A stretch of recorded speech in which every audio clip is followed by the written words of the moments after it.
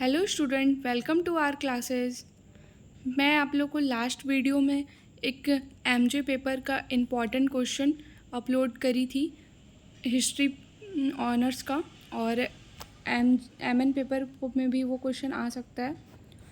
वो क्वेश्चन भी last year आया था, तो इसलिए मैंने उस लेक्चर को अपलोड किया था। वो वीवीआई क्वेश्चन है और मैंने आप लोग को अच्छे से एक्सप्लेन करके समझाया था, और उसका पीडीएफ अगर आप लोग को चाहिए तो उसके कमेंट सेक्शन में जाइए, लिंक अवेलेबल है, वहाँ से आप लोग डाउनलोड कर सकते हैं। और आज मैं फिर आप लोग को एक सेमेस्टर 1 का एमजे और एमएन पेपर का हिस्ट्री में इम्पॉर्टेंट क्वेश्चन लाई हूँ, जो आप लोग मेरे साथ समझने का प्रयास करें। प्राचीन भारतीय इतिहास के साहित्यिक स्रोतों का वर्णन करें। जैसा कि हम लोग जानते हैं कि स्रोत दो प्रकार के होते हैं। एक प्राचीन भारत के स्रोत दो प्रकार के होते हैं, जैसा कि एक साहित्यिक स्रोत होते हैं और एक पुरातात्विक स्रोत होते हैं। ठीक है, तो इस वीडियो में हम लोग साहित्यिक स्रोत के बारे में जानेंगे, और नेक्स्ट वीडियो जो मेरा आएगा उसमें हम लोग पुरातात्विक स्रोत के बारे में जानेंगे। ठीक है, आप लोग मेरे साथ इस चैनल पे जुड़े रहें। मैं आप लोग को सारा कोर्स कंप्लीट कराऊंगी और आप लोग को एग्ज़ाम में मार्क्स बूस्ट करने में हेल्प करूंगी। ठीक है, आप लोग मेरे साथ इस चैनल पे बने रहे, इसलिए इस चैनल को लाइक, सब्सक्राइब और शेयर करें ज़्यादा से ज़्यादा। अब हम लोग शुरुआत करते हैं। प्राचीन भारतीय इतिहास के साहित्य स्रोत का वर्णन करें। इसमें प्राचीन भारत के जो इतिहास थे, उनके स्रोत थे, उनका वर्णन करने को कहा गया है।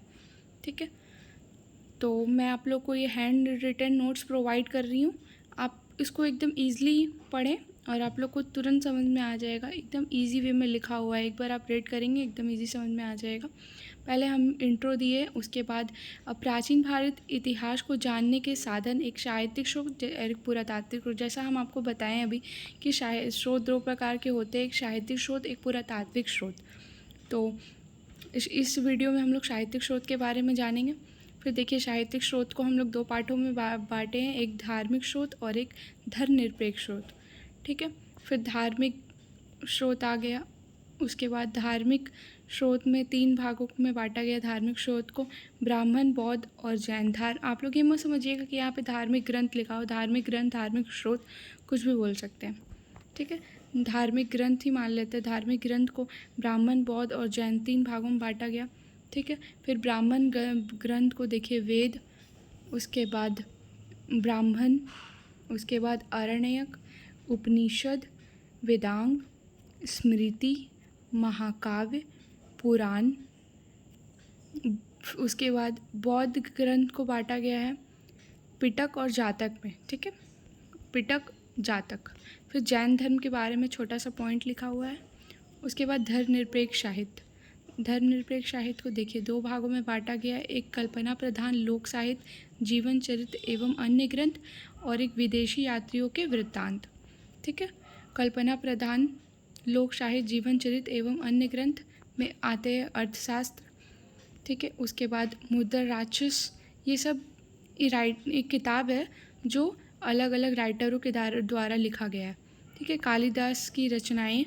ठीक है, हर्षचरित्र, महाभाष्य, गार्गी संहिता, रासतरंगिणी, विदेशी यात्रियों के वृत्तांत। फिर देखिए, विदेशी यात्रियों के वृत्तांत आ गए। विदेशी यात्रियों के वृत्तांत को 4 भागों में बांटा गया है, यूनानी, चीनी, तिब्बती, मुसलमान। यूनानी को देखिए हम लोग छोटा सा पॉइंट में डील किए हैं, फिर चीनी वृत्तांत को छोटे से पॉइंट में डील किया हुआ है, फिर तिब्बत वाला देखिए एकदम छोटा सा है, और मुसलमान यात्रियों के वृत्तांत को डील किया गया है। बस इतना में ही आपका एक क्वेश्चन का ये आंसर समाप्त होता है। और जैसा कि मैंने बीच बीच में देख रहे हैं ना आपकी, मैंने थोड़ा मोड़ा डायग्राम बनाया है, फ्लो चार्ट वगैरह। तो अगर आप लोग एग्ज़ाम में ऐसा बनाते हैं ना, तो आपका पेपर थोड़ा सा अट्रैक्टिव लगता है as compare to other. Okay, इसीलिए आप कोशिश करिएगा ना कि एग्ज़ाम में आप थोड़ा थोड़ा फ्लो चार्ट ये सब बना के अपना कॉपी को थोड़ा सा अट्रैक्टिव दिखाएं। ठीक है, बाकी अगर आप लोग को एक बार उसको पढ़ेंगे तो आप लोग को ईजी समझ में आ जाएगा। और आप लोग को इसका पीडीएफ चाहिए तो आपको कमेंट सेक्शन में इसका लिंक मिल जाएगा, आप इजीली वहाँ से जाके डाउनलोड कर सकते हैं। Thank you for watching.